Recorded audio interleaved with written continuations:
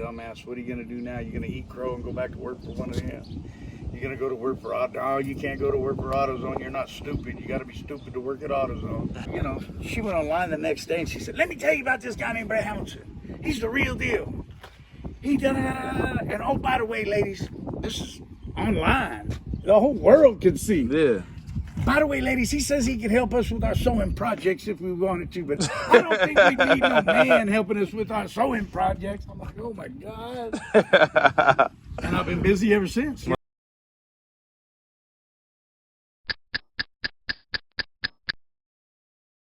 All right, he cool. You want something to drink? You all right? I'm good. He's a pit man, but he ain't mean or nothing. He's the nicest chill dog. His whole attitude is, hey, dude, let's go have a beer and just chill. Just relax a little bit. Close this motherfucker. Let the damn battery die. What I was supposed to be doing? What I supposed to be showing you? So that's what you do. You just mess with cars on YouTube. Yeah. If you got your phone, you scan that, it'll take you to my channel. Both of them, actually. I don't know which one is which, but yeah, I gotta get this one back on the road, man. Yeah, like I said, this one's gonna need an engine. You say that one, the door regulator, the door panel, your hood pop. Let's see. When I come to Texas 30 years ago, I got here in 95. I'm from California. I knew all the wrong people. I was doing all the wrong shit. And I came to Texas. Right before I left, somebody stole like half of my tools. Yeah, do it. Most definitely. Piece of shit. I'll get it later. I'll send a link to your phone. I got your number. So I got a job with, back then it was Hilo Auto Supply in Copper's Cove. Worked there 6 months. Transferred to Killeen. O'Reilly's bought him. I went through the whole O'Reilly's deal. I gave him 18 and a half years of my life. I managed that store up on the highway about 15 years. Got pissed off with them. We fell apart. I left. I went to Advance for 5 years. The one by me on Stan Schluter. 6 months later, after I started, I took over the store as manager. I managed that store for 4.5 years. Got pissed off at some bullshit, and I left there. And I thought, well, I'll go to independently owned, you know. I'll go to Napa and see how that is. Well, I was there for 2.5 years, and he pissed in my fucking Wheaties, and so I let him fire me. I made him fire me. Yeah. And I sit in my driveway just, damn man, now you fucking dumbass. What are you gonna do now? You're gonna eat crow and go back to work for one of them? You're gonna go to work for Auto? Oh, you can't go to work for AutoZone. You're not stupid. You got to be stupid to work at AutoZone. What are you gonna do? I was on Nextdoor. You know about the app Nextdoor? No, but it's more like mechanics. mechanics. Where your neighbors and you know, you can communicate. Like, hey, you know, I got your dogs are running out or whatever. Okay. Stuff like that. And they'll, you know, hey, anybody know a good mechanic? And I put my name in on my phone number all the time. And I never really got serious after it. The day that I got fired, my pastor from church, he's like, hey, what's up? And I'm like, oh, I'm sorry, Randy. I forgot to look that up for you because like 3 days before he asked me to look something up. I said, oh, and by the way, I got fired this morning. He said, well, I used to know a guy did a little mechanical work on the side every now and then. I got a job if you want one. I said, well, yeah, I'll be there in a minute. So I went in, changed clothes, and went over and I was working for him. And right about the time I was almost done working for him, I got a call from this lady, and she goes, this is Nancy Vanderboom, and do you know who I am? I said, yes, ma'am, I sure do. She goes, well, I'm sorry I didn't hire you. I said, man, I've been doing this for so long, you know, I mean, that's the way it goes, no big deal. She goes, well, the guy I did hire. I said, yes, ma'am. She says, well, he didn't make it, can you? And I cut her off. Ma'am, I would love to. Most definitely, I'm on my way. You know, as soon as I wrap this one up, I'll be right there. And I went there and I put in a starter on a Chevy Colorado. Oh, my God. Pickup truck, right? That's a pickup truck, right? Yeah, it's that little small pickup truck. Well, I had to go to YouTube. I'm not a YouTube mechanic, but I had to go to YouTube just to see. It's way back behind the steering column. So you got to go with extensions all the way through there. You got to unhook everything and you got to pull it out.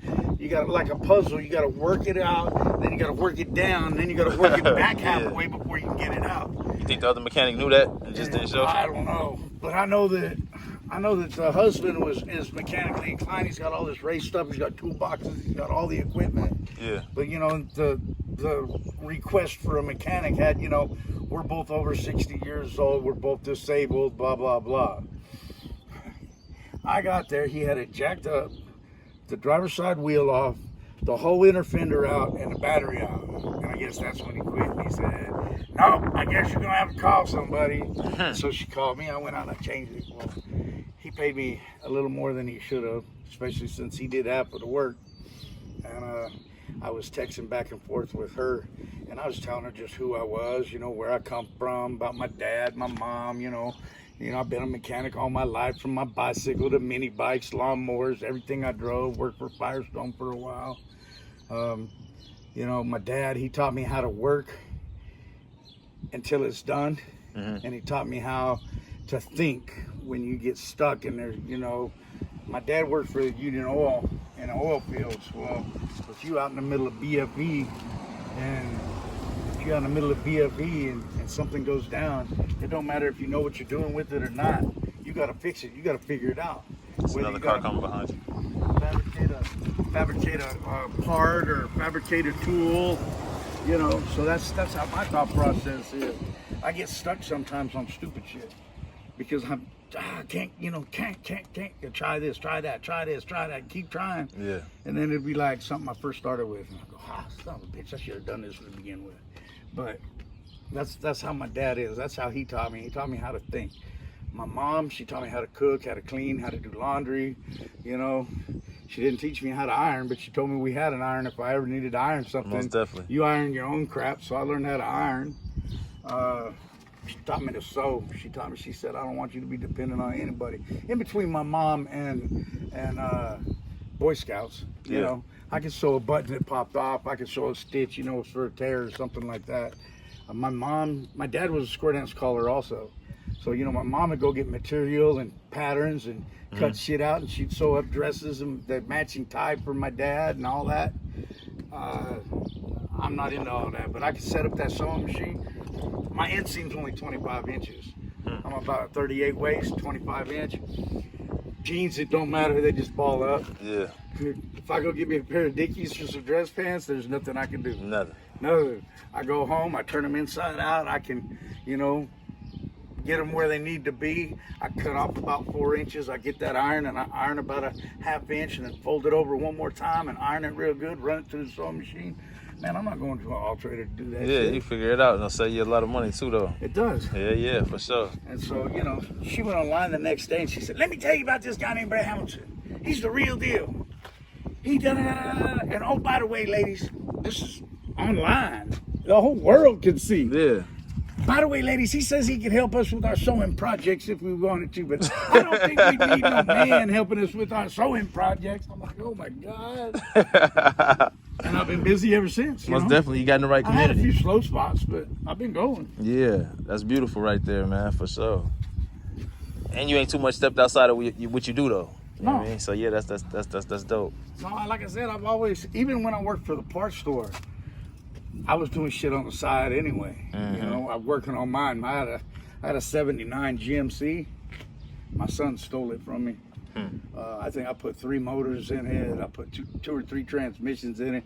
Everything from bumper to bumper was redone. It's brand new, except for the paint job. I left it looking like shit because they leave it alone. You know what it is, but you yeah. And it was sitting in front of the house when he finally got his driver's license. Dad, can you give me a driver's license? Come on, son, let's go. I'm 19 years old, I'm going to college, and you ain't even got me my driver's. I can't afford your insurance, you know? So I finally got him hooked up. He goes, what can I drive, Dad? I said, well, you can drive the Beast out there.